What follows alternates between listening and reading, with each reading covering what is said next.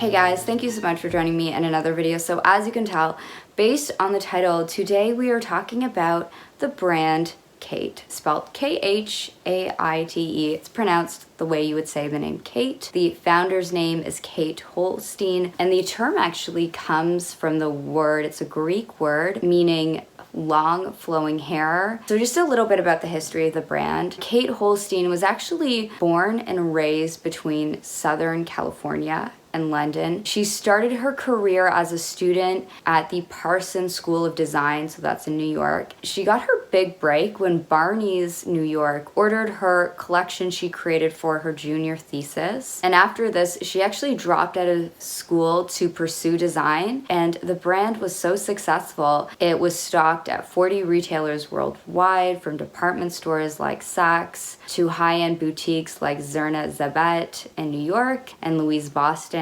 And then the 2008 recession hit. The economy was in a real decline, and she was just this really, really young, independent label, and she made the choice to close down her brand. And instead, she started working at various brands. She worked in Japan to learn about Japanese denim processes. She was the director of knits at Gap. She was a design director at Vera Wang. She worked at Elder Statesman, which was a cashmere company. For her, she came to this very early conclusion. Women are after the same things, denim, cotton, and cashmere, when it comes to their clothing. And so I'm going to quote an interview or an article from Louisa Villaroma. The article states, "A good friend who works in investment banking and hedge funds noticed that sales rose at every company for which she worked. He encouraged her to make a business plan and raise the money which seemed unattainable." She says, "I never wanted to own my own line again," she recalled. "To tell you the truth, I was feeling rock bottom after a bad breakup. I went home that night and thought, I have nothing to lose, so I may as well try." It was an all or nothing approach with Holstein, pouring her savings into samples and dropping her consulting gigs. "I put everything on the line because I felt like if I'm gonna do this, I have to make it work." The whole concept of Kate really emerged with this idea that clothing should last forever. She always talks about this with regards to her mother's closet. She's a very young designer. As a millennial, I can attest to this. This concept of quality clothing hasn't really been something that has been emphasized. Let's just say that. Fashion has been going at an increasingly fast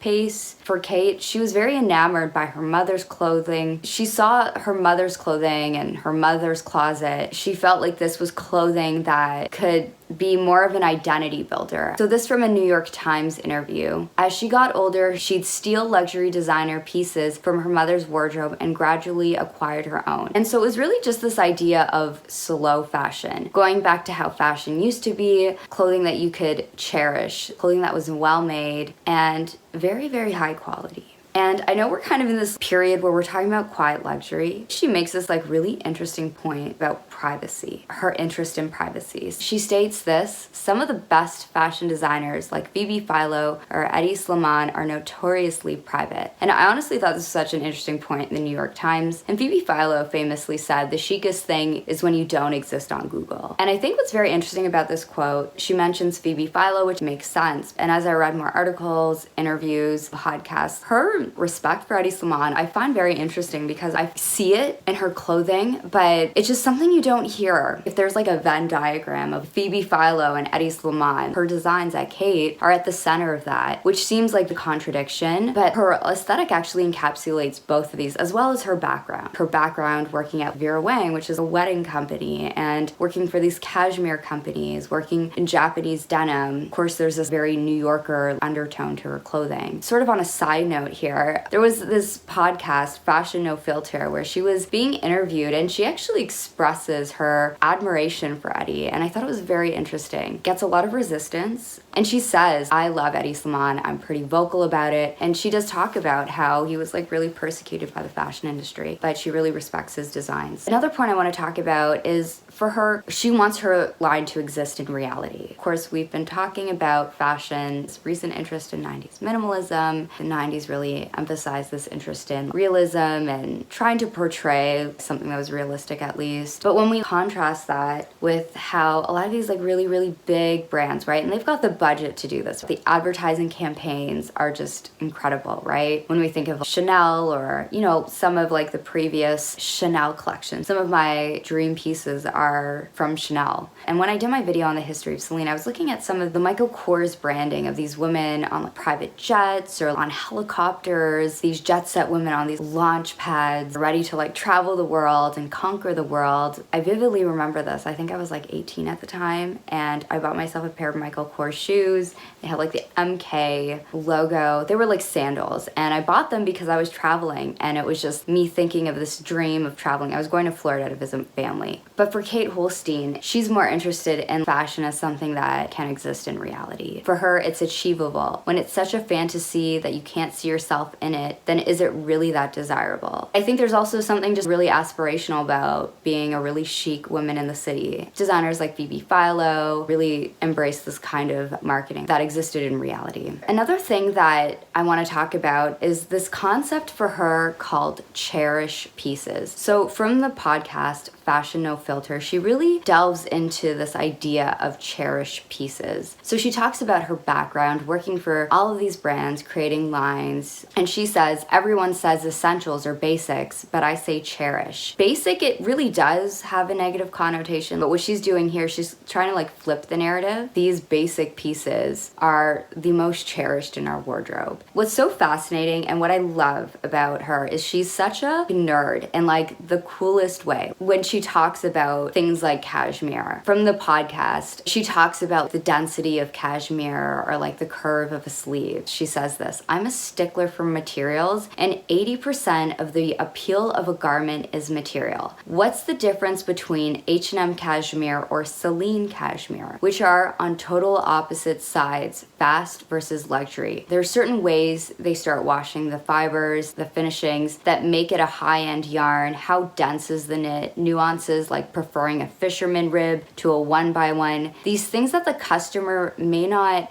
as a fashion buff, know why they love something, but they just do. These things they can't put their finger on. I've dedicated my life to researching, and it all goes back to this moment because clothes are a feeling. It is a very literal feeling because you're putting it on your actual body. It's an art, and it's the most literal art to me. Throughout the podcast, she gets really nerdy in the coolest of ways about the nuances of the circumferences of jeans, how jeans are sanded or grinded. I think that's what's so appealing about a lot of these quiet luxury brands that have this focus on quality. There's something so appealing about someone that has a mastery with their craft. Like a lot of people say luxury fashion, there's like a decline in quality, right? I don't feel like the brand Cate is at all interested in like this concept of old money. I think the brand Cate is just more interested in higher quality garments, and if that's what quiet luxury is for Cate, then I think it's working, but I don't think it has like the same kind of heritage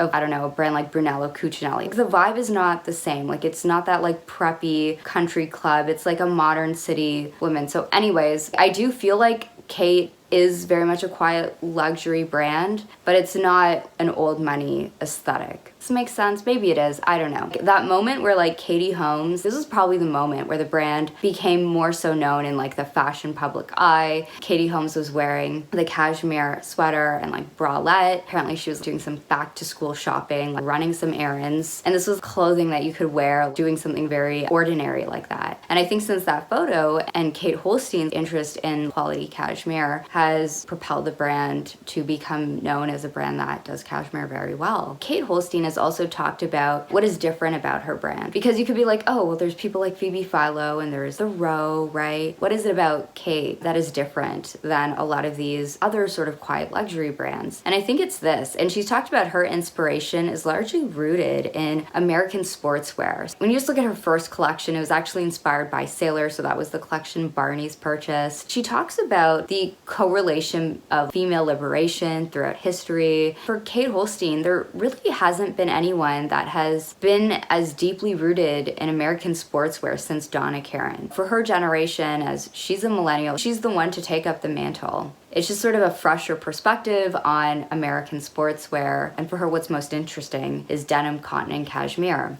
And she's very proud of being in New York. That definitely informs the aesthetic of the brand as well. And what I think is so interesting about these quiet luxury brands is we talk about that if you know factor, but I think really what allowed Cate's brand and Cate Holstein to really advance the brand as someone super independent, super young. She really had to rely on word of mouth level recognition to get her brand out. Some brands, they'll be within like a big corporation, like a lot of these heritage brands, they can promote their brands at these mass scales. But for a lot of these like slower, quiet luxury brands, the way they get their recognition is through word of mouth. And that's how her brand has slowly been able to grow. Hopefully like maintain like a sustainable model. That's my video. Would love to know your thoughts on the brand Cate. Is this a brand that you've been interested in? Thank you so much for joining me in another video, and I hope to see you in the next one. Bye.